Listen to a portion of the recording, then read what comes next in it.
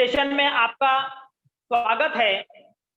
आज हम लोग इतिहास का पहला इतिहास लेखन पश्चिमी परंपरा इसकी समीक्षा करने वाले हैं। बच्चों, पहले हम पाठ को अच्छी तरह से समझेंगे, उसके बाद इसकी समीक्षा करेंगे। तो बच्चों, एक बात मैं आप लोगों को बता रहा हूं, बच्चों ध्यान दो इधर कि ये पाठ को समझने से पहले हमको हमारे लिए समझना जरूरी ये है कि इतिहास किसे कहते हैं। बच्चों, ये जब भाग हमको समझ में आएगा कि इतिहास किसे कहते हैं, तो हमको पाठ की तरह से समझ में आता है। तो इतिहास इतिहास की बच्चों डेफिनेशन ये है कि भूतकालीन घटनाओं का तर्क शुद्ध पद्धति से किया गया अध्ययन इतिहास कहलाता है। भूतकालीन घटनाओं का तर्क शुद्ध पद्धति से किया गया अध्ययन इतिहास कहलाता है। और बच्चों, जब हम इसका समास विग्रह भी करेंगे तो हमको बच्चों समझ में आएगा कि इतिहास इति अधिक हास, इति मतलब प्राचीन काल की घटनाओं का अध्ययन करना, ये सब क्या कहलाता है? इतिहास कहलाता है। तो बच्चों, आज हम इतिहास लेखन की पश्चिमी परंपरा इसकी समीक्षा करने वाले, इसका अध्ययन करने वाले हैं बच्चों। तो हमको ये पहले हमारे लिए समझना जरूरी है कि इतिहास लेखन करना हमारे, क्योंकि जो इतिहास लेखन होता है उसी के द्वारा हम इतिहास का अध्ययन करते हैं। तो बच्चों, इतिहास लेखन किस प्रकार से किया जाता है, इसकी पश्चिमी परंपरा क्या है, यूरोपीय देशों में सबसे पहले इतिहास लेखन को किस प्रकार से महत्व दिया जाता था, इतिहास अनुसंधान की पद्धति क्या है, इसके लिए हमको समझना जरूरी है। बच्चों, स्क्रीन में तुमको दिखाई दे रहा है इतिहास अनुसंधान की पद्धति, कि इतिहास के अनुसंधान, उसका संशोधन करेंगे तो हमको किन किन बातों का ध्यान रखना हमारे लिए जरूरी है। इतिहास लेखन करते वक्त, इतिहास को लिखते वक्त किन किन बातों का हमको अध्ययन करना चाहिए, किन किन बातों को ध्यान में रखना चाहिए, ये हमको समझना जरूरी है। तो बच्चों, पॉइंट में देखेंगे सबसे पहले हम कि ऐतिहासिक जानकारी के संदर्भ में पड़ताल करना, कि जो भी ऐतिहासिक बातें हैं या जो भी ऐतिहासिक दस्तावेज है, इनकी जानकारी के संदर्भ में पहले क्या करें, उसकी जांच पड़ताल करें। इतिहास लेखन में सबसे पहले ये महत्वपूर्ण बात है। मतलब इतिहास का संशोधन करते वक्त, इतिहास का लेखन करते वक्त उसका जब संशोधन किया जा रहा है तो हमको कौन सी बातें महत्वपूर्ण लगती है, कौन सी बातों का ध्यान रखना चाहिए, ये हमारे लिए जरूरी है। तो सबसे पहला है कि उपलब्ध ऐतिहासिक जानकारी के संदर्भ में जांच पड़ताल करना। जो उपलब्ध ऐतिहासिक जानकारी है उसके संदर्भ में जांच पड़ताल करना, यह सबसे पहला पॉइंट। दूसरा है बच्चों, साधनों का विश्लेषणात्मक अनुसंधान करना, कि इतिहास के जितने भी साधन है, अब इतिहास के साधन कौन से हैं, भौतिक साधन है, मौलिक साधन है, ये हमने पिछले लेक्चर में जो मैं हमारा कोर्स हुआ है उसमें हमने समझे हैं कि इतिहास के जो साधन है उसका विश्लेषणात्मक अनुसंधान करना, उसका अध्ययन करना, उसको समझना। तीसरा पॉइंट है बच्चों कि संभावित परिकल्पनाएं प्रस्तुत करना। मतलब जो संभावित परिकल्पनाएं हैं, जो जो परिकल्पना है, हमको लगता है संभावित परिकल्पना है, उसका क्या करना, उसको प्रस्तुत करना, ये इतिहास लेखन के लिए जरूरी है। उसके बाद बच्चों, ऐतिहासिक संदर्भों के साथ संबंधित उचित प्रश्नों की प्रस्तुति करना, कि जो ऐतिहासिक संदर्भ हमारे पास है, उपलब्ध है इतिहास लेखन लिखते वक्त, तो हमको उसमें अपने आप प्रश्न पूछना है कि ये संदर्भ काय का है, किस चीज का है, ये ऐतिहासिक पुरावे किस चीज के हैं, ये हमारे इतिहास लेखन के वक्त हमको काम में आते कि नहीं आते, इसका कालखंड क्या है, इसका क्रम क्या है, कि जितने भी संदर्भ है उसके बाद में उचित प्रश्न पूछकर हमको लिखना है। ठीक है बच्चों, उसके बाद आते देखो कि ऐतिहासिक जानकारी का संकलन करना। फिर जो ऐतिहासिक जानकारी है उसका संकलन करना, ऐतिहासिक परिवर्तनों के कारण बनी प्रक्रियाओं का अधोरेखित करना तथा उसका तुलनात्मक विश्लेषण करना। जो ऐतिहासिक परिवर्तन के कारण जो बनी जो परिकल्पना प्रक्रिया है, क्योंकि बच्चों इतिहास जो है वो हमेशा क्या होता है, इतिहास बदलता नहीं है लेकिन बढ़ते रहता है। क्योंकि आज का दिन जो है वो कल के दिन में क्या हो जाएगा, इतिहास में गिनती हो जाएगी उसकी। तो ऐसी चीजों को, जो परिवर्तन जो हुए हैं, तो उसको अधोरेखित करना और उसका तुलनात्मक रूप से अध्ययन करना। जैसे कोई भी इतिहास हम बच्चों देखेंगे तो हर, जैसे छत्रपति शिवाजी महाराज का हम लोग इतिहास देख रहे हैं, तो कुछ लेखकों का क्या होता है, कुछ कुछ लेखक जो है उनके फेयर में लिखते हैं, उनके संदर्भ में, उनके विषय, कुछ उनके विरोध में लिखते हैं। तो इनके बीच में का जो तुलनात्मक रूप से अध्ययन करके सही परिकल्पना, सही अर्थ को लिखना, ये इतिहास का महत्वपूर्ण उद्देश्य होता है। ये अनुसंधान की पद्धति है, इसको ध्यान में रखना हमारे लिए जरूरी है। उसके बाद बच्चों फिर आगे देखते हैं, विशिष्ट ऐतिहासिक घटना की उपलब्ध जानकारी के स्थान, कलात्मक संदर्भ, ऐतिहासिक अध्ययन पद्धति की विभिन्न अवधारणाओं का आकलन करना। कि ऐतिहासिक जो घटना है, जो स्थान है, उसका कलात्मक रूप से क्या करना, पहले उसका अध्ययन करना और उसके बाद उसके ऊपर आकलन करना। मतलब इतिहास अनुसंधान की बच्चों ये पद्धतियां है, पेपर में प्रश्न पूछा जाता है कि इतिहास अनुसंधान की पद्धतियां कौन सी है। तो बच्चों तुमको, आप लोगों को ये 6 पॉइंट उसके अंदर लिखना जरूरी है, जो आपको स्क्रीन के ऊपर दिखाई दे रहा है। समझ में आया बच्चों? फिर हम लोग आगे देखते हैं। ये तो बात हुई इतिहास लेखन की अनुसंधान की पद्धति। अब हम देखेंगे कि प्राचीन काल से इतिहास लिखा जाता है। बच्चों तुम्हारी जानकारी के लिए बता दूं कि इतिहास का जनक कौन है। बच्चों आप लोगों को समझना है कि इतिहास का जनक कौन है। तो हम अपने मन में प्रश्न पूछते, फिर हमको समझ में आता है कि इतिहास का जनक हेरोडोटस को कहा जाता है।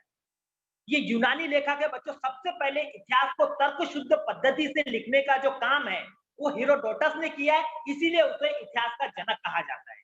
इतिहास लेखन का जनक उन्हें कहा जाता है। तो हम पश्चिमी परंपरा के बारे में, मतलब इतिहास, मतलब यूरोपीय इतिहासकार, विदेशी इतिहासकारों ने कि इतिहास लिखने के लिए कौन सी पद्धतियों का अवलंब किया है, कौन सी बातों को उन्होंने ध्यान दिया है, इसके लिए हमको समझना जरूरी है। और उसके बाद बच्चों फिर हम आगे देखते हैं कि आधुनिक इतिहास लेखन, मैं स्क्रीन शेयर करता हूं बच्चों, तुमको समझ में आएगा, ठीक है।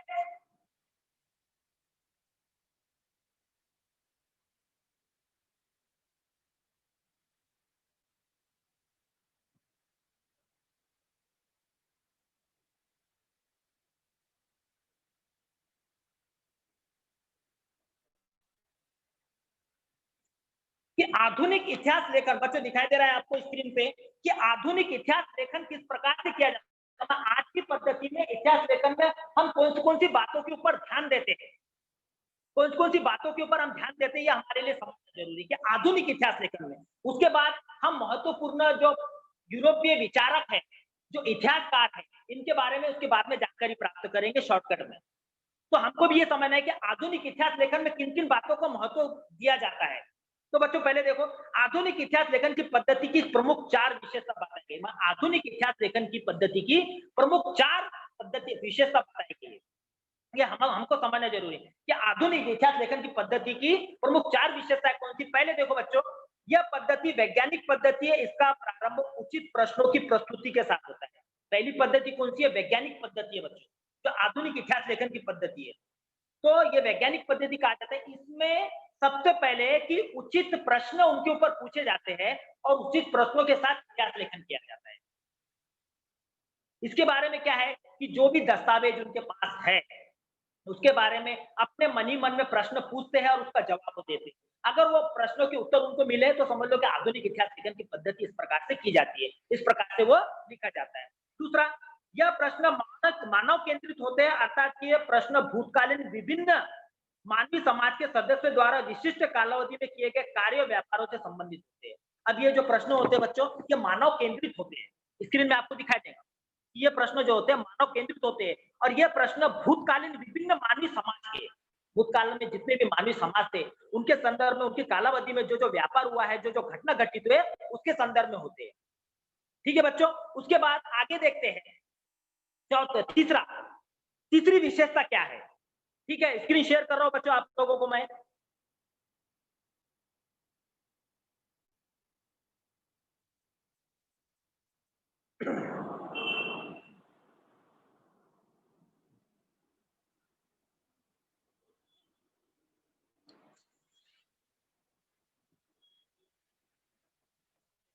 ठीक है बच्चों, तीसरा देखो कि अब ये जो आधुनिक इतिहास पद्धति है, जो पहले क्या वैज्ञानिक पद्धति मानी जाती है और ये मानव केंद्रित होती है, ये हमको समझना चाहिए। उसी के साथ साथ तीसरी विशेषता क्या है, जो मानव केंद्रित होती है उसमें विशेष प्रकार के प्रश्न पूछे जाते हैं कि उस समय के भूतकालीन घटनाओं में किस प्रकार की घटना घटित हुई, प्रश्न पूछे जाते हैं। और देखो, उन प्रश्नों के इतिहास में दिए गए उत्तरों को विश्वसनीय प्रमाणों का आधार प्राप्त रहता है। जो फिर जो प्रश्न वो पूछ रहे हैं उसमें क्या होता है कि इतिहास में दिए गए उत्तर, जो इतिहास के जो लेखन है उसमें जो उत्तर है उसको विश्वसनीय, उसको विश्वास पात्र का आधार माना जाता है। अतः इतिहास की प्रस्तुति अथवा संरचना तर्कपूर्ण और सुसंगति बैठने वाली होती है। इसके कारण जो उत्तर उनको मिल जाते हैं तो फिर वो समझते हैं कि ये तर्क शुद्ध पद्धति है और इतिहास की प्रस्तुति वहां पर की जाती है। अब उसके बाद चौथा देखो बच्चों कि भूतकाल में मानव समाज द्वारा किए गए कार्य व्यापारों के आधार पर इतिहास में मानव समाज की प्रगति का अनुमान किया जाता है। ये चौथी विशेषता है, आधुनिक इतिहास लेखन की चौथी विशेषता है। कौन सी है? कि भूतकाल में मानव समाज द्वारा किए गए कार्य व्यापारों के आधार, जो कार्य व्यापार का जो आधार है, इसके आधार पर इतिहास को मानव समाज की प्रगति का, मानव समाज किस प्रकार से प्रगत था उसका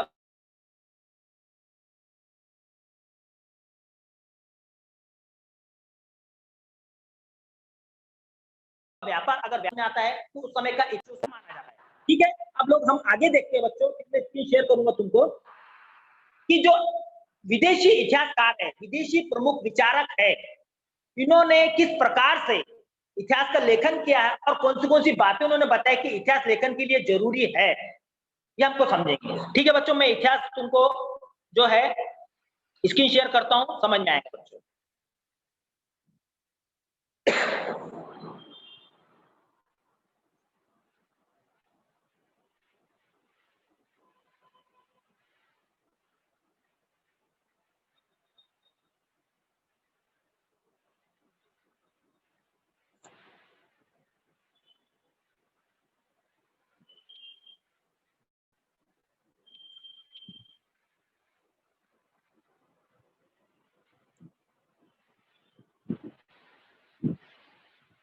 ठीक है बच्चों, हम लोग आगे देखते हैं। महत्वपूर्ण विचारक आपको स्क्रीन पे दिखाई दे रहा होगा बच्चों, या आपको स्क्रीन पे दिखाई दे रहा होगा कि महत्वपूर्ण विचारक कौन से थे।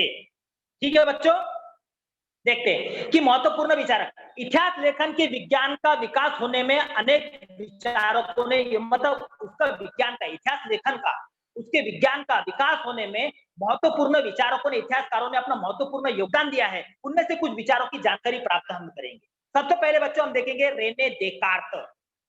इसको देखेंगे बच्चों, रेने देकार्त। ठीक है बच्चों,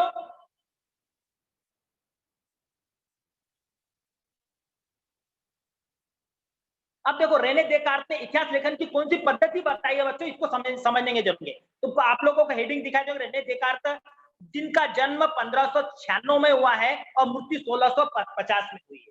शॉर्टकट में बच्चों हम लोग किसको समझेंगे। ठीक है, देखो रेने देकार्त ने इतिहास का लेखन करने के लिए उपयोग में लाने ऐतिहासिक साधनों की विशेषता, कागजों की विश्वसनीय की जांच करना आवश्यक है। इनका कहने का मतलब यह है कि इतिहास का लेखन करने के लिए जो उपयोग में हम कागज ला रहे हैं, जो दस्तावेजों का उपयोग कर रहे हैं, वो दस्तावेजों की विश्वसनीयता होना बहुत जरूरी है। ये उनका आग्रह पूर्वक मत कि रेने देकार्त ने सबसे पहले बच्चों क्या कहा है कि जो भी इतिहास लेखन हम कर रहे हैं उसके लिए जिस संदर्भ, जिस कागजों का, जिस दस्तावेजों का हम उपयोग कर रहे हैं उसकी विश्वसनीयता होनी चाहिए, विश्वास के पात्र होना चाहिए, उनको महत्वपूर्ण योगदान दिए।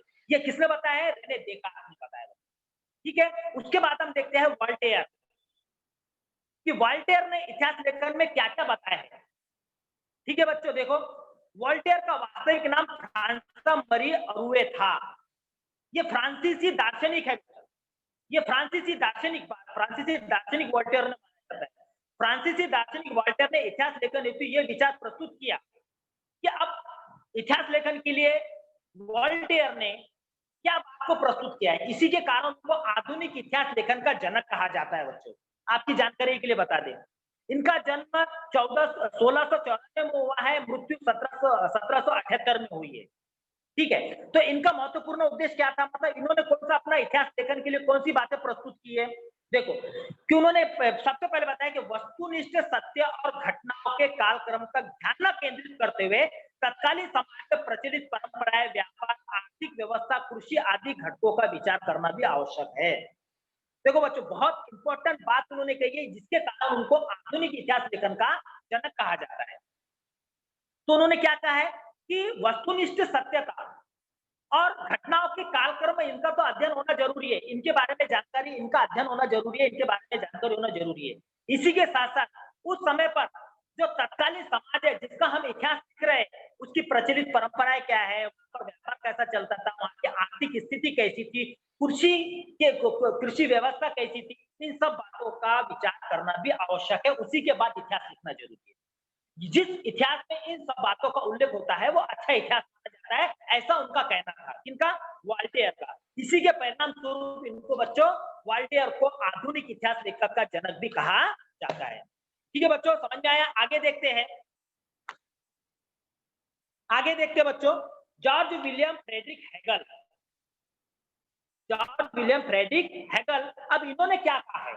ये कौन से जर्मन दार्शनिक विचारक माने जाते हैं, जर्मन के विचारक माने जाते हैं। इन्होंने किस बात पर बल दिया है? तो देखो, उन्होंने बोला है कि ऐतिहासिक यथार्थ को वास्तविकता को तर्क शुद्ध पद्धति द्वारा प्रस्तुत किया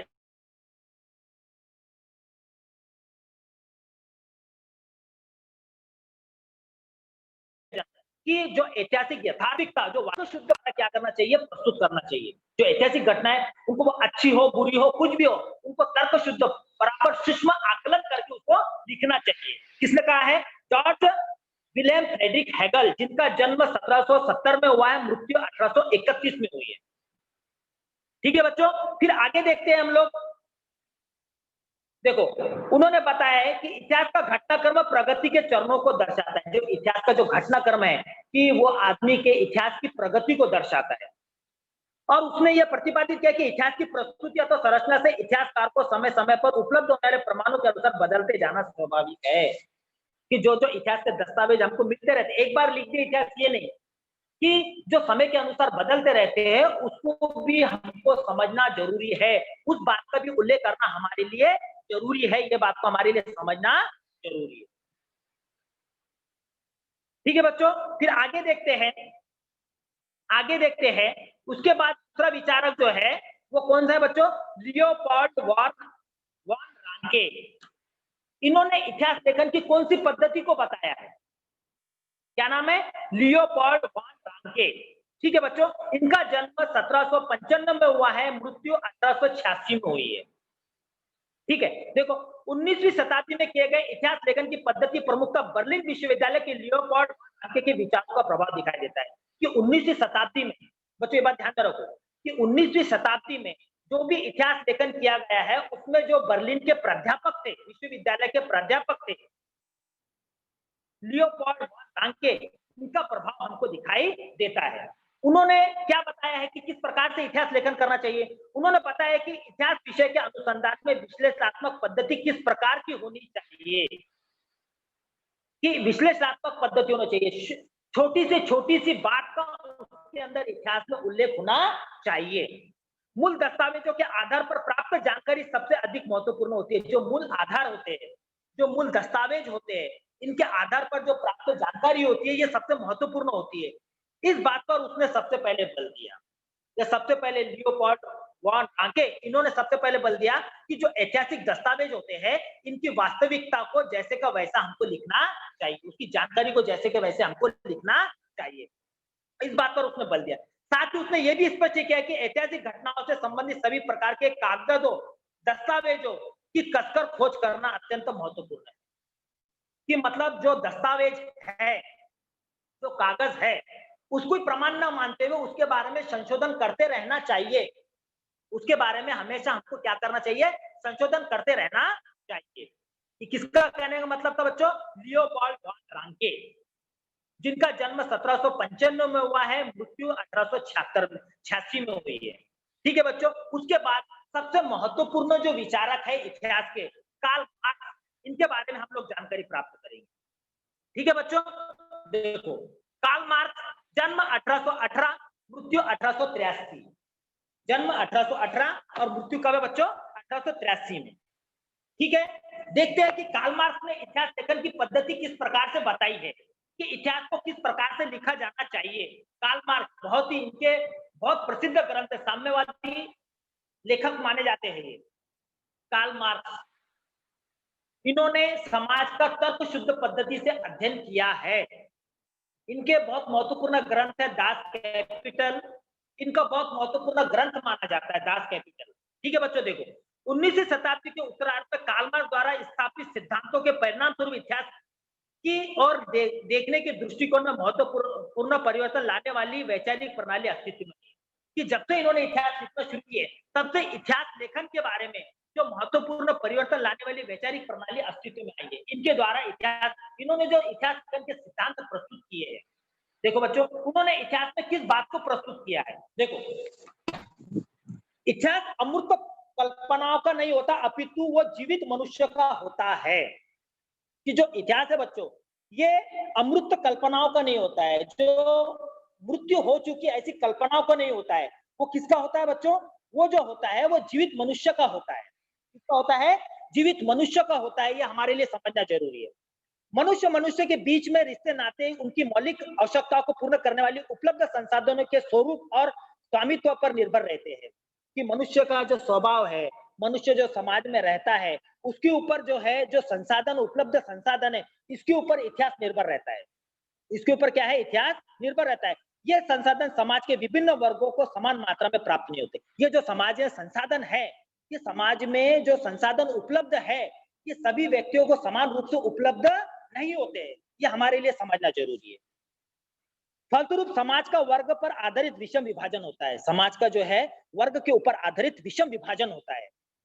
विभाजन होता है कि समाज को विभाजित किया गया है। ये सबसे पहले बच्चों किसने किया? कार्ल मार्क्स ने। अब कार्ल मार्क्स के बारे में इतनी डिटेल में जानकारी क्यों प्राप्त कर रहे हैं? क्योंकि कार्ल मार्क्स, इन्होंने इतिहास लेखन की परंपरा को एक अलग रूप दिया है। इतिहास लेखन की परंपरा को इन्होंने एक अलग रूप दिया है। इसको हमारे को समझना जरूरी है। तो उन्होंने क्या कहा है कि समाज का वर्ग पर आधारित विषम विभाजन, समाज का वर्ग के ऊपर आधारित विषम विभाजन होता है। उस विभाजन को समझना हमारे लिए जरूरी है।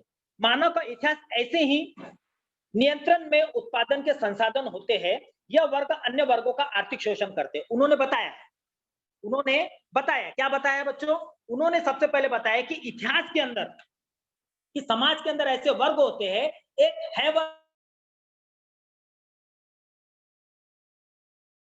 एक नहीं वर्ग। अब है वर्ग कुछ भी नहीं होता है, तो है वर्ग जो है वो नहीं वर्ग वालों को क्या करता है? शोषण करता है, आर्थिक रूप से शोषण करता है। यह विचार उसने प्रस्तुत किया। इसका लिखा ग्रंथ दास कैपिटल विश्व विख्यात है। इनके द्वारा जो ग्रंथ लिखा गया दास कैपिटल, वो विश्व विख्यात स्वरूप से माना जाता है। ठीक है बच्चों, आप लोगों को समझ में आया? ये दास कैपिटल बहुत महत्वपूर्ण ग्रंथ है। और कार्ल मार्क्स, ये भी बहुत महत्वपूर्ण विचारक माने जाते हैं। इन्होंने इतिहास लेखन की पद्धति को एक अलग स्वरूप दिया है। समाज की विविध घटनाओं को, समाज के अंदर है वर्ग नहीं वर्ग जो थे, उनको एक अलग रूप उन्होंने दिया है। ठीक है बच्चों, समझ में आया? फिर आगे देखते हैं हम लोग।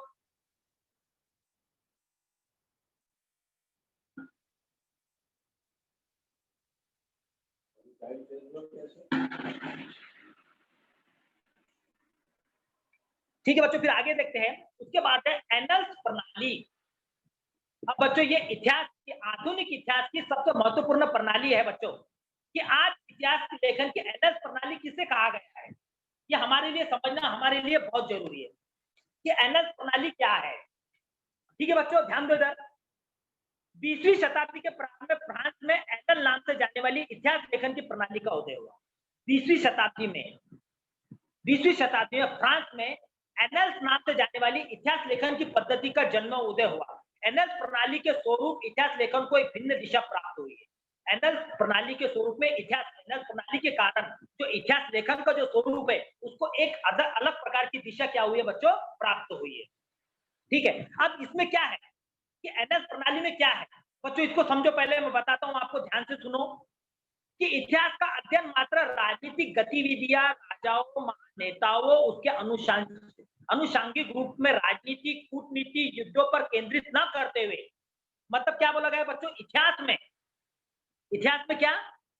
क्या बच्चों? कि इतिहास में राजनीतिक गतिविधियां, राजाओं का उल्लेख, महान नेताओं का उल्लेख, उनकी राजनीति, उनकी कूटनीति, उनके युद्ध, इन पर ध्यान न केंद्रित करते हुए उस प्रदेश की तत्कालीन जलवायु, स्थानीय जन, किसान, व्यापार, प्रौद्योगिकी, यातायात, संचार, संपर्क साधनों, सामाजिक विभाजन और समूह की मानसिकता जैसे विषयों का अध्ययन करना महत्वपूर्ण माना गया है।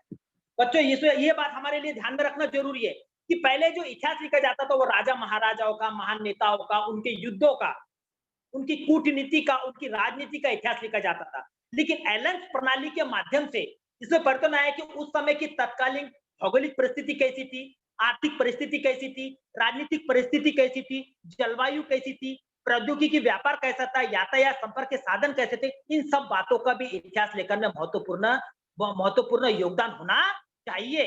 उसके बाद एनएस प्रणाली का उदय हुआ है। ये एनएस प्रणाली के आज जो इतिहास लिखा जाता है वो अधिकतर एनएस प्रणाली के माध्यम को ध्यान में रखते हुए लिखा जाता है। एनएस प्रणाली का प्रारंभ करने और विकसित करने का श्रेय फ्रांसीसी इतिहासकार को जाता है और एनएस प्रणाली को विकसित करने का जो श्रेय है वो फ्रांसीसी इतिहासकार को ही जाता है। ठीक है बच्चों, समझ में आया कि एनएस प्रणाली क्या है? कि पहले जो एनएस प्रणाली के ये इसको मैं शॉर्टकट में आपको बताता हूँ, इसकी समीक्षा हम लोग करते हैं, इसको समझना जरूरी है कि एनएस प्रणाली में क्या, एनएस प्रणाली आने से पहले क्या होता था? इतिहास में राजा महाराजा, उनकी कथा, उनकी तारीफ, महान नेता, उनके युद्ध, उनकी कूटनीति, उनकी राजनीति, इन सब बातों का उल्लेख होता था। लेकिन उसके बाद क्या हुआ बच्चों कि ये बात को ध्यान न रखते हुए उस समय की तत्कालीन स्थिति कैसी है, वहां की जलवायु कैसी है, वहां की भौगोलिक स्थिति कैसी है, वहां की आर्थिक स्थिति कैसी है, वहां की सामाजिक स्थिति कैसी है, ये सब बातों का उल्लेख उसके अंदर होना चाहिए, इतिहास में होना चाहिए, ये इतिहास लेखन में, जिसके कारण ये फ्रांसीसी इतिहास लेखकों ने इस बात को अमल में लाना शुरू कर दिया। ठीक है बच्चों, समझ में आया? अब आगे हम लोग देते हैं स्त्रीवादी इतिहास लेखन। अब स्त्रीवादी इतिहास लेखन हो रहा है। अब स्त्रियों का इतिहास लिखने की शुरुआत कैसी हुई है, कब से हुई है, इसको हमारे को समझना जरूरी है बच्चों। ठीक है, हम लोग आगे देखते हैं स्त्रीवादी लेखन। ठीक है, इसमें सबसे पहले बच्चों एक जो फ्रांसीसी विदेशी है जो जिसका नाम है सीमा द बोवा, ये सबसे पहले स्त्रियों के बारे में इतिहास लेखन का काम इन्होंने सबसे पहले शुरू किया है। इन्होंने स्त्रीवादी लेखन मतलब जिसमें स्त्रियों के चरित्र को प्रस्तुत किया जाता है, स्त्रियों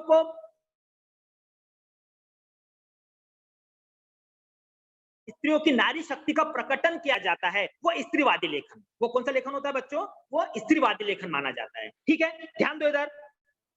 स्त्रीवादी इतिहास लेखन से तात्पर्य स्त्रियों की दृष्टिकोण में की गई इतिहास की पूर्ण रचना। कि स्त्रीवादी लेखन से तात्पर्य यह है कि इतिहास में स्त्रियों की दृष्टिकोण, स्त्रियों को ध्यान में रखते हुए की गई इतिहास की रचना। फ्रांसीसी विदुषी सीमा द बोवा ने स्त्रीवाद की मौलिक भूमिका स्पष्ट की है। जो फ्रांसीसी लेखिका है, विद्वान है, जिसे विदुषी कहा जाता है, सीमा द बोवा, इन्होंने स्त्रीवाद की मौलिक भूमिका को स्पष्ट किया है। ठीक है बच्चों, आगे देखते हैं। स्त्रीवादी इतिहास लेखन में स्त्रियों को स्थान देने के साथ साथ इतिहास लेखन के क्षेत्र में पुरुष प्रधान दृष्टिकोण पर पूर्ण विचार करने पर बल दिया गया है। उन्होंने स्त्रियों को तो महत्वपूर्ण इतिहास में योगदान दिया है कि स्त्रियों का इतिहास लिखा जाए, तो उसी के साथ साथ जो पुरुष प्रधान, जो भारत के अंदर पुरुष प्रधान या कहीं पर भी जो पुरुष प्रधान संस्कृति है, इसका दृष्टिकोण है, इसको पूर्ण विचार करने पर बल दिया गया है। इसके पश्चात स्त्रियों के जीवन से जुड़े नौकरी, रोजगार, ट्रेड यूनियन, उनके कार्यरत संस्थानों, स्त्रियों का पारिवारिक जीवन जैसे महत्वपूर्ण पहलों पर विस्तार करने का इन्होंने महत्वपूर्ण पहलों पर, मतलब स्त्रियों के जीवन से संबंधित, नौकरी से संबंधित, रोजगार से संबंधित, ट्रेड यूनियन से संबंधित, कार्यरत संस्थान जो संस्थान में कार्य करते हैं उनसे संबंधित, पारिवारिक जीवन से संबंधित विभिन्न पहलुओं पर उन्होंने विस्तार से अवलोकन किया, अनुसंधान करने पर बल दिया है कि स्त्रियों के बारे में पूरी तरह से डिटेल माहिती लिखो इतिहास के बारे में। 1990 ईस्वी के पश्चात दिखाई देता है कि स्त्रियों को एक स्वतंत्र सामाजिक वर्ग मानकर इतिहास लिखे जाने पर बल दिया गया है। इन सब बातों को ध्यान में रखते हुए 1990 के बाद स्त्रियों के ऊपर ध्यान केंद्रित करते हुए समाज में एक विशिष्ट वर्ग मानते हुए उनके इतिहास लेखन करने पर बल दिया गया है। ठीक है बच्चों, ये स्त्रीवादी लेखन। स्त्रीवादी लेखन सबसे पहले किसने किया? फ्रांसीसी विदेशी सीमा द बोवा, ये इनको माना जाता है, इन्होंने सबसे पहले स्त्रीवादी लेखन पर बल दिया है। ठीक है बच्चों, फिर आगे देखते हैं हम लोग। इसमें हेडिंग में आपको दिखाई दे रहा है माइकल फूको, जिनका जन्म 1926 में हुआ है और मृत्यु 1984 ईस्वी में हुई है। देखो, 20वीं शताब्दी के फ्रांसीसी इतिहासकार माइकल फूको ने लेखन द्वारा एक नई अवधारणा का उदय हुआ। ये माइकल फूको ने अपने लेखन द्वारा एक नई अवधारणा, अपने इतिहास लेखन की एक नई अवधारणा का उदय हुआ है। उसने अपने आर्कोलॉजी ऑफ नॉलेज ग्रंथ में यह प्रतिपादित किया कि इतिहास की काल क्रमानुसार अखंड रूप से प्रस्तुति अथवा रचना करने की पद्धति अनुचित है। क्या बताया बच्चों, उनका जो ग्रंथ है क्या नाम है उसका, आर्कोलॉजी ऑफ नॉलेज। पेपर में तुमको पूछा जाता है, माइकल फूको ये रिक्त स्थान या एक वाक्य में उत्तर में तुमको पूछा जाता है, उनका कौन सा ग्रंथ है, आर्कोलॉजी ऑफ नॉलेज। उन्होंने क्या बताया अपने ग्रंथ में कि इतिहास की काल क्रमानुसार अखंड रूप से प्रस्तुति, काल क्रमानुसार अखंड रूप से प्रस्तुति अथवा रचना करने की पद्धति अनुचित है। ये अनुचित पद्धति है, काल क्रमानुसार अखंड रूप से लिख दिया गया है और रचना करने की पद्धति अनुचित है। पुरातत्व में अंतिम सत्य तक पहुंचना उद्देश्य नहीं होता। पुरातत्व जो दस्तावेज होते हैं उसमें अंतिम सत्य तक पहुंचना उद्देश्य नहीं होता है, अपितु भूतकाल में हुए परिवर्तनों का स्पष्टीकरण करने का प्रयास होता है। जो भूतकाल में जो घटना घटित हुई है, जो परिवर्तन हुए हैं, उसका स्पष्टीकरण करने का प्रयास होता है। इस तथ्य की ओर से उन्होंने ध्यान खींचने का प्रयत्न किया है। फूको ने इतिहास में उल्लेखित परिवर्तनों को स्पष्ट करने पर बल दिया है। फूको ने जो है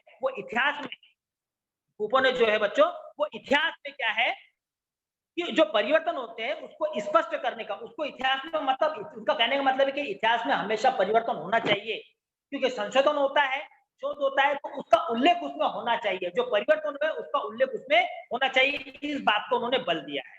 ठीक है, उसके बाद देखो इतिहासकारों ने इसे पूर्व विनोकार, चिकित्सा विज्ञान, कारागार प्रबंध जैसे विषयों पर विचार नहीं किया था, परंतु फूको ने इन विषयों पर भी इतिहास की दृष्टि से विचार किया है। जो इतिहासकार है जिन्होंने इतिहास लेखन किया है, उन्होंने मनोविकार, चिकित्सा विज्ञान, कारागार प्रबंध जैसे विषयों पर ध्यान नहीं दिया था, लेकिन फूको के बाद इन विषयों के ऊपर भी इतिहासकारों ने अपना ध्यान केंद्रित किया है और इतिहास लेखन का काम किया है। ठीक है बच्चों, आगे देखते हैं। इस प्रकार इतिहास लेखन की व्याप्ति निरंतर विस्तार पाती है। साहित्य, स्थापत्य, शिल्पकला, चित्रकला, संगीत कला, नृत्य कला, नाट्य कला, फिल्म निर्माण, दूरदर्शन जैसे विविध संबंध विषयों में स्वतंत्र इतिहास लिखे जाने लगे। इसके बाद इतिहास लेखन की व्याप्ति जो बढ़ती चली गई, उसके बाद साहित्य के क्षेत्र में, स्थापत्य के क्षेत्र में, शिल्पकला के क्षेत्र में, चित्रकला के क्षेत्र में, संगीत कला के क्षेत्र में, नृत्य कला के क्षेत्र में, नाट्य कला के क्षेत्र में, फिल्म निर्माण, दूरदर्शन आदि विषयों पर भी इतिहास लेखन प्रारंभ किया गया। जो हो गई बच्चों इसकी समीक्षा, समझ में आया। अब हम लोग जो है प्रश्नोत्तर किस प्रकार से इसमें प्रश्न पूछे जाते हैं बच्चों, इसके बारे में भी हमको समझना जरूरी है। ठीक है बच्चों, देखो ध्यान दो, इधर मैं आपको बताता हूं कि इसके प्रश्न किस प्रकार से कि बच्चों प्रश्न तो आपको लोगों को सबसे पहले इसमें रिक्त स्थान, इसके ऊपर हमको ध्यान देना जरूरी है, क्योंकि बहुत शॉर्टकट में रिक्त स्थान इसमें पूछे जाते हैं और बड़े जो हमने जो पढ़े हैं बच्चों उसमें से हमको प्रश्न में हमको आंसर मिल जाता है। जैसे कि रिक्त स्थान को आधुनिक इतिहास लेखक का जनक कहा जाता है, ये प्रश्न तुमको पूछा गया है। अब ये हमने पढ़ते पढ़ते समझ में आया कि वॉल्टेयर को आधुनिक इतिहास लेखक का जनक कहा जाता है, ये हमने तुमको बार बार बताया। ठीक है बच्चों, उसके बाद आर्कोलॉजी ऑफ नॉलेज ग्रंथ, ये ग्रंथ किसने लिखा है मैं तुमको बाद में बताया भी हूँ, समझाया भी हूँ। किसने लिखा है बच्चों, माइकल फूको ने लिखा है। किसने लिखा है, माइकल फूको ने ये ग्रंथ लिखा है। उसके बाद इसमें से क्वेश्चन पूछे जाते हैं बच्चों ये पार्ट में से कि निम्न में से असत्य जोड़ी में सुधार करके लिखिए। सुधार करके हमको लिखने का है बच्चों, ये बात ध्यान में रखो कि हमको सुधार करके लिखिए, पहचानना। अब हमको ये नहीं बोला गया है कि सुधार करके सत्य जोड़ी को सुधार करके लिखिए, नहीं, हमको अभी क्वेश्चन में चेंज हुआ है, जो सिलेबस के हिसाब से भी चेंज हुआ है और बोर्ड ने इसके हिसाब से भी चेंज किया है कि इसमें बोला गया है कि असत्य जोड़ी पहचानिए। तो बच्चों इसमें आपको सिर्फ असत्य जोड़ी पहचानने का होता है, ऐसे क्वेश्चन इसके अंदर पूछे जाते हैं। हमको क्या है, सिर्फ असत्य जोड़ी पहचानने का है। तो जिसमें है George William Friedrich Hegel reason in history, Leopold के the theory of practice of history, Herodotus the history, Karl Marx discourse on the method. तो बच्चों इसमें से असत्य जोड़ी हमको पहचानने का है। Discourse on the method, discourse on the method हमको पता है बच्चों कि ये कार्ल मार्क्स का ग्रंथ नहीं है, तो हमको यहाँ पर सिर्फ इस तरह का सुधारित जोड़ी हमको क्या करने का है, असत्य जोड़ी पहचानने का है। तो सिर्फ हम नीचे लिखेंगे असत्य जोड़ी और वहां पर वो नाम लिख देंगे जो जोड़ी असत्य है, सत्य करके नहीं लिखने का है। पहले सत्य करके लिखने का होता था, अब हमको पहले सत्य करके लिखने का होता था, अब हमको क्या है, सिर्फ असत्य करके असत्य मतलब हमको सुधारित जोड़ी को मतलब असत्य जोड़ी को पहचानने का है। उसके बाद बच्चों अवधारणा को स्पष्ट करो आता है, जिसमें मतलब टिप्पणी पूछा जाता है। जैसे कि पूछा गया एनएस प्रणाली। अब एनएस प्रणाली बच्चों, एनएस प्रणाली मैंने तुमको बताया हूं कि पहले जो इतिहास लेखन में राजा महाराजाओं, महान नेताओं, इनकी राजनीति गतिविधियां, इनकी कूटनीति और राजा महाराजाओं की कथाएं, उनकी शूरवीरता, युद्ध, इनका वर्णन किया जाता था। उसके बाद एनएस प्रणाली के माध्यम से वहां की जलवायु, वहां की भौगोलिक स्थिति, वहां की राजनीतिक स्थिति, वहां की आर्थिक स्थिति, संचार के माध्यम, यातायात के माध्यम, इन सब बातों का उल्लेख उसके अंदर किया जाता है। उसे एनएस प्रणाली कहते हैं। ये हमको समझना जरूरी है। 2 मार्क का बच्चों प्रश्न पूछा जाता है। 4 मार्क के क्वेश्चन होते हैं। टिप्पणी लिखो, अवधारणा को स्पष्ट करो। इसमें से कोई 3 दिया जाता है, कोई 2 तुमको लिखना होता है। इससे एनएस प्रणाली बहुत महत्वपूर्ण है बच्चों। ये मैं तुमको समझाया भी और आप लोगों को समझ में भी आया है। ठीक है बच्चों। उसके बाद कारण सहित उत्तर तुमको लिखना होता है। इसमें से बहुत से ऐसे प्रश्न होते हैं जिसका कारण हमको देना होता है। ठीक है। जैसे कि स्त्रियों के जीवन से जुड़े विभिन्न पहलुओं पर विचार करने वाले अनुसंधान का कार्य प्रारंभ हुआ। कि स्त्रियों के जीवन से जुड़े विभिन्न पहलुओं पर विचार करने का अनुसंधान का कार्य प्रारंभ हुआ। हमको पता है बच्चों कि इतिहास स्त्रीवादी लेखन में स्त्रियों के कार्य पर बल देने पर जोर दिया गया है। ये हमको लिखना है। तो उसके बाद फूको की लेखन पद्धति को ज्ञान का पुरातत्व कहा जाता है। जो माइकल फूको है, इनकी जो ज्ञान पद्धति है, इनकी जो लेखन पद्धति है, उसको पुरातत्व कहा जाता है, ज्ञान का पुरातत्व कहा जाता है। कारण बताओ, प्रश्न पूछे जा सकते हैं। ठीक है। उसके बाद बच्चों कि निम्न प्रश्नों के उत्तर 25 से 30 शब्दों में लिखो। प्रश्नों के उत्तर हमको 25 से 30 शब्दों में लिखना है। 25 से 30 शब्दों में हमको लिखना है। ठीक है बच्चों, ध्यान दो इधर। इतिहास लेखन किसे कहते हैं, इतिहास लेखन की पद्धति के इतिहास लेखन किसे कहते हैं, ये हमको 25 से 30 शब्दों में लिखना है। उसके बाद रेने देकार्त के इतिहास के लेखन किस विचार के प्रति आग्रह रखा। रेने देकार्त ने इतिहास लेखन के विषय में किस विचार के प्रति आग्रह रखा, किस बात को उन्होंने प्रस्तुत किया है। किसने? रेने देकार्त ने। उसके बाद वॉल्टेयर को आधुनिक इतिहास लेखन का जनक कहा जाता है। क्यों कहा जाता है, किस प्रकार से वॉल्टेयर ने अपना योगदान इतिहास लेखन में दिया है, ये हमको वहां पर लिखना जरूरी है। बाद में बच्चों कि संकल्पना चित्र पूरा करो करके 4 मार्क के क्वेश्चन आते हैं। इसके पहले पार्ट में भी एक क्वेश्चन है, आप देखेंगे यूरोप के महत्वपूर्ण विचारक। बच्चों ये तो इतना सिंपल है, 2 मार्क का मतलब महत्वपूर्ण विचारकों के नाम ही हमको लिखना है। 4 विचारक बोले गए, हम तो 4-5 बता सकते हैं। Rene Descartes, Voltaire, George William Friedrich Hegel, Leopold, Karl Marx और माइकल फूको भी लिख सकते हैं।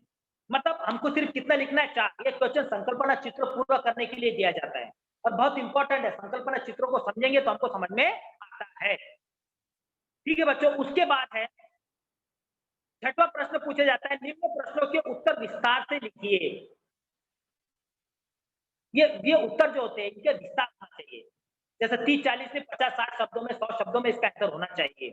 कार्ल मार्क्स का द्वंद्व सिद्धांत को वर्गवाद सिद्धांत स्पष्ट कीजिए। जब मैं बताया तुमको द्वंद्ववाद सिद्धांत, वर्गवाद सिद्धांत जो कार्ल मार्क्स का है, जिसमें समाज के अंदर है वर्ग और नहीं वर्ग है, जो शोषित वर्ग है, शोषक वर्ग है, उसके बारे में तुमको लिखना है। आधुनिक इतिहास लेखन पद्धति कौन सी 4 विशेषता है, जो मैंने तो आप लोगों को मैंने बताया कि 4 आधुनिक इतिहास लेखन की कौन सी पद्धति है। 4 पूरा रूप से उसको लिखना है बच्चों। 4 पॉइंट पूरे आने चाहिए, क्योंकि 4 का क्वेश्चन होता है ये।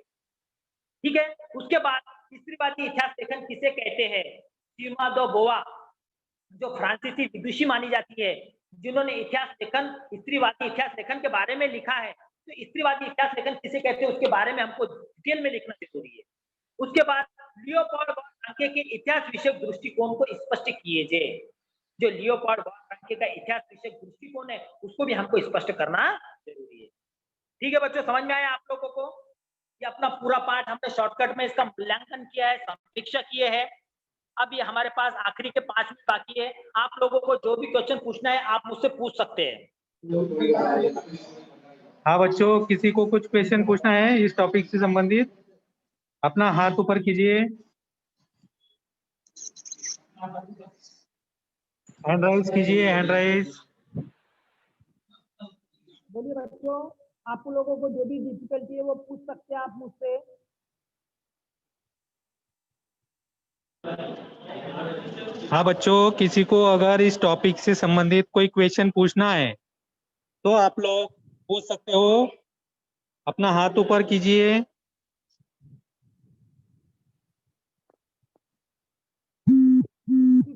किसी को भी डिफिकल्टी है बच्चों पूछ सकते हैं। हाँ बोलो बेटा। नीतू गुप्ता। हाँ नीरू पूछो बेटा। नीरू। नीतू गुप्ता बेटा पूछो। नीतू। नीतू अपना माइक ऑन करो बेटा।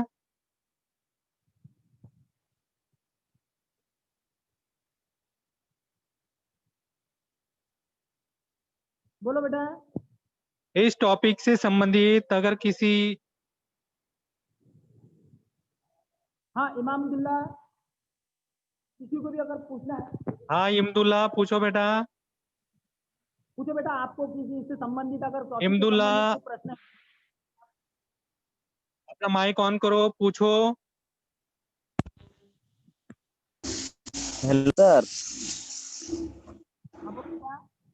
इमदुल्ला पूछो बेटा। हेलो। कुछ क्वेश्चन पूछना चाहते हो? आपने हाथ ऊपर किया है। इमदुल्ला मतलब क्या होता है सर? तुम्हारी आवाज नहीं आ रही है इमदुल्ला।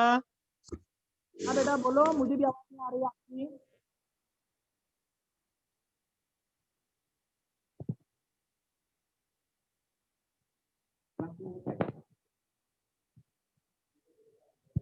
हाँ बोलो बेटा।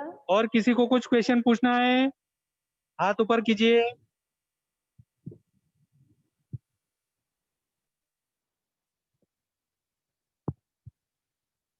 अमन बेटा बोलो। हाँ अमन पूछो। Hello sir. हाँ बोलो बेटा। जैसे देखिए पेपर पैटर्न में बड़े बड़े क्वेश्चन आते हैं, उसके आंसर जैसे आपको क्वेश्चन समझ गया तो शॉर्ट में आप लिख सकते हो ना? नहीं बेटा देखो प्रश्न अगर तुमको दिया गया है कि 25 से 30 शब्दों आपकी में आवाज लिखो बहुत तो कम आ रही है आपको बेटा। हाँ सर। बेटा ध्यान देना। जो आपने पूछे बच्चों में उनको प्रश्न दे रहा हूँ जवाब आपको कि जो अगर आपको 2 मार्क का क्वेश्चन पूछा गया है तो उसमें आप शॉर्टकट करके लिख सकते हैं। ठीक है। जिसमें होना चाहिए 25 से 30 शब्दों में उत्तर लिखो। अगर आपको विस्तार से पूछा गया है तो बच्चों आपको पॉइंट के साथ डिटेल में लिखना है। पूरे मार्क अगर लेना है। अगर आप शॉर्टकट करेंगे तो आपको पूरा मार्क नहीं मिलेगा। जैसे कि देखिए सर 6-5 मार्क्स का आता है, फिलिंग द ये सब आता है ना सर, ये चौकड़ी भरिए कुछ, उसमें आधा दिया हुआ रहता है सर और आधा भरना रहता है। जिस हाँ हाँ हाँ। 6-5 मार्क्स तो का आता बेटा है सर, उसमें से देखिए ये कैसे देखो बच्चों वो जो माइकल संकल्पना। फूको ने क्या किया, रोनाल्ड ने क्या किया। हाँ नहीं बच्चों ऐसा नहीं आएगा कि संकल्पना चित्र आप अपनी किताब के अंदर देखेंगे तो आपको जैसे इसमें संकल्पना चित्र में दिया गया है हाँ कि यूरोप के महत्वपूर्ण विचारक। तो आपको सिर्फ उनका नाम लिखना है। संकल्पना चित्र को पूरा करना है। नाम लिखना है। 4 विचारक लिख सकते हैं हम लोग। René Descartes, Voltaire, George William Hegel, Leopold von Franke. आपको पूरे 2 मार्क मिल जाएंगे। ठीक है बच्चों कि अगर आपको संकल्पना चित्र में जो भरने उसका कार्य नहीं लिखना है बच्चों। हमको सिर्फ वो जो पूछा गया है उसके बारे में। हाँ सर। और पूछो बच्चों। हाँ सर। सर आपकी आवाज थोड़ी हाँ। कम आ रही है, आप थोड़ा लाउड बोलिए ना। मैं बोल रहा हूँ बच्चों ध्यान दो इधर कि आपको अगर संकल्पना चित्र में जैसे कि इसमें प्रश्न में ये पार्ट में संकल्पना चित्र दिया गया है जिसमें बोला गया है यूरोप के महत्वपूर्ण विचारक। तो बेटा आपको सिर्फ इनमें विचारकों के नाम लिखना है। उन्होंने क्या कार्य किए हैं ये नहीं लिखना है। ठीक है। हेलो बेटा। स्नेहा पूछो। हेलो स्नेहा। सर बोलो स्नेहा। जो है उनके मतलब जन्म का तारीख अगर लिखना अगर नहीं याद रहा तो हम लोग नहीं लिखेंगे चलेगा ना? नहीं लिखेंगे। यहाँ पर जो है संकल्पना चित्र में आपको सिर्फ नाम पूछा गया है। उनका जन्म तारीख नहीं पूछा गया है। ठीक है। तो आप सिर्फ नाम लिखकर ही छोड़ देंगे चलेगा। Okay sir. और किसी को क्वेश्चन पूछना है बच्चों? और किसी को प्रश्न पूछना है बेटा? हाँ सर, टॉपिक अच्छे से समझ में आया बच्चों को। अभी शायद हाँ हाँ किसी सर। बच्चे थैंक को यू नहीं सर। पूछना है, किसी का हाथ ऊपर नहीं दिख रहा है सर। हाँ ओके, हाँ हाँ थैंक यू सर। हाँ sir. Thank you sir. Most welcome sir. Thank you sir.